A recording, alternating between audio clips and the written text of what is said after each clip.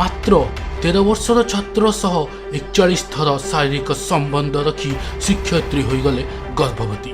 ଏହାପରେ ଯାହା ହେଲା ଜାଣିଲେ ଆପଣ ମୁଣ୍ଡରେ ହାତ ଦେବେ। ତେବେ ଘଟଣାଟି ଘଟିଛି କେଉଁଠି, ମୁଁ ଆଜି ଆପଣଙ୍କୁ ଏହି ରୋଚକ ଭିଡ଼ିଓ ବିଷୟରେ କହିବି। ଆଉ ଯଦି ଆପଣମାନେ ଏମିତି ସବୁ ଭିଡ଼ିଓ ଦେଖିବାକୁ ଚାହୁଁଛନ୍ତି ସବସ୍କ୍ରାଇବ୍ କରନ୍ତୁ ଚ୍ୟାନେଲକୁ, ଆଉ ଆପଣଙ୍କ ଚ୍ୟାନେଲକୁ ସବସ୍କ୍ରାଇବ୍ କରିସାରିକି ପାଖରେ ଘଣ୍ଟି ଆଇକନ୍କୁ ବଜାଇ ଦିଅନ୍ତୁ। ଏପରି କୁହାଯାଇଥାଏ କି ପ୍ରେମର କିଛି ପରିସୀମା ନଥାଏ, ପ୍ରେମ ଆପେ ଆପେ ହୋଇଯାଇଥାଏ। ପ୍ରେମ ସମୟରେ ମନୁଷ୍ୟ ଠିକ୍ ଭୁଲର ନିଷ୍ପତ୍ତି କରିପାରିନଥାଏ ଏବଂ ଏଥିରେ ଆମେ ଯାହା ଦେଖୁ ତାହା ହିଁ ଆମକୁ ଠିକ୍ ଲାଗିଥାଏ। ତେବେ ଯେଉଁ ଲୋକ ପ୍ରକୃତ ପ୍ରେମକୁ ପାଇନଥାନ୍ତି ସେମାନେ ନିଜକୁ ଦୁଃଖୀ ଅନୁଭବ କରିଥାନ୍ତି। ପ୍ରେମ କେବଳ ପୁଅ ଝିଅ ମଧ୍ୟରେ ହୋଇନଥାଏ, ପ୍ରେମ ପିତାମାତା ମଧ୍ୟରେ ବି ହୋଇଥାଏ। ପ୍ରେମ ଆପଣଙ୍କୁ କାହା ସହ ବି ହୋଇପାରେ, କିନ୍ତୁ ଆଜି ଆପଣଙ୍କୁ ଆମେ ଯେଉଁ ପ୍ରେମ ସମ୍ପର୍କରେ କହିବୁ ତାହା ଆପଣମାନେ ଆଗରୁ ଜାଣିନଥିବେ। ଏମିତି ଘଟଣା ଘଟିଛି ଆମେରିକାର ଟେକ୍ସାସ ସହରରେ। ଏଠାରେ ପୁଣି ଏକ ଏପରି ଘଟଣା ଘଟିଛି ଯେଉଁଥିରେ କି ଶିକ୍ଷୟିତ୍ରୀ ଓ ଜଣକ ଛାତ୍ରଙ୍କ ସହ ସମ୍ପର୍କରେ ଦାଗ ଲାଗିଛି।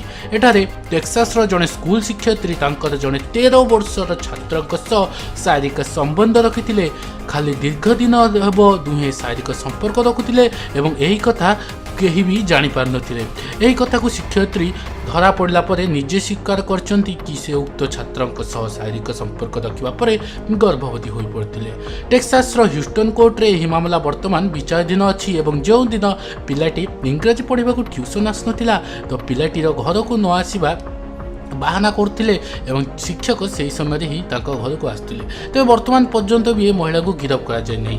ଏହି ଶିକ୍ଷୟିତ୍ରୀଙ୍କ ବିରୁଦ୍ଧରେ ଯୌନ ଶୋଷଣର ମାମଲା ଲାଗୁ ହୋଇଛି। ତେବେ ଏହି ସମ୍ବନ୍ଧକୁ କେହି ଜଣେ ଲୋକ ତାଙ୍କ ପିଲାଟିର ଘର ଲୋକଙ୍କୁ ଦେଇଥିଲା, ହେଲେ ଘର ଲୋକଙ୍କୁ ବି ଏପରି ସମ୍ବନ୍ଧକୁ ନେଇ କିଛି ଅସୁବିଧା ନଥିଲା। ତେବେ ଦେଖିବାକୁ ଗଲେ ଏହି ଶିକ୍ଷୟିତ୍ରୀ ପିଲାଟି ସହ 41ରୁ ଅଧିକ ଥର ସମ୍ବନ୍ଧ ରଖିସାରିଲେଣି। ଆଶା ଲାଗୁଛି ଭିଡ଼ିଓଟି ଆପଣଙ୍କୁ ପସନ୍ଦ ଆସିଥିବ। ଯଦି ଭଲ ଲାଗିଥିବ ଲାଇକ୍ କରନ୍ତୁ, ସବସ୍କ୍ରାଇବ୍ କରନ୍ତୁ, ଆଉ ଯେମିତି ହେଲେ କମେଣ୍ଟ କରନ୍ତୁ ଆଉ ସେୟାର କରନ୍ତୁ। ସେ ପର୍ଯ୍ୟନ୍ତ ସବସ୍କ୍ରାଇବ୍ କରିକି ଘଣ୍ଟେ ଆଇକନ୍ ବଜାଇ ଦିଅନ୍ତୁ। ଓଡ଼ିଆ ଟିଭି ଦୁନିଆରେ ଆଜି ପାଇଁ ଏତିକି। ମୁଁ ରହିଲି, ବାଏ ବାଏ। ସାଙ୍ଗମାନେ ଯୋଉ ନାଲି କଲର ସବସ୍କ୍ରାଇବ ବଟନ ଭିଡିଓ ତଳେ ଦେଖୁଥିବେ ତାକୁ ଦାବନ୍ତୁ ଆଉ ସବୁ ଭିଡିଓର ମଜା ନିଅନ୍ତୁ। ତେଣୁ ଡେରି କରନ୍ତୁନି, ନାଲି କଲର ସବସ୍କ୍ରାଇବ ବଟନକୁ ଦାବି ଦିଅନ୍ତୁ ଆଉ ବେଲ୍ ଆଇକନକୁ ଦାବି ସବୁ ଭିଡିଓକୁ ପ୍ରଥମେ ଦେଖନ୍ତୁ। ଜଲ୍ଦି ନାଲି କଲର ବଟନକୁ ଦାବନ୍ତୁ, ଜଲ୍ଦି ଜଲ୍ଦି ଜଲ୍ଦି।